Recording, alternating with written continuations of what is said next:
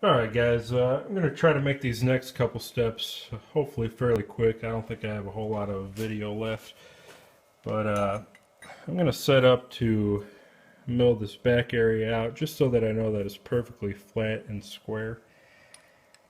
And I've pretty much got my lines in place from my template.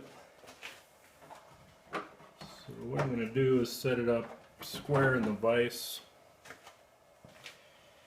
And I'm going to reference off this long line here and try to square that up with the vise. Now I know that my vise is already square to my end mill, so I can use a set of parallels here just to flush that long line up.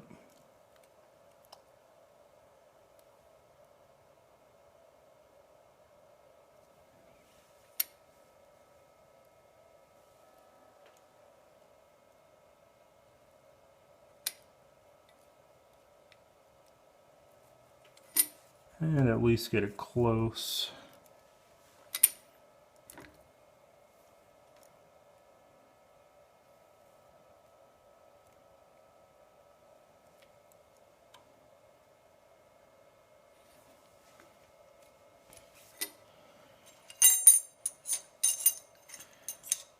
Now I can sneak up on it with the mill and get it dialed in exactly.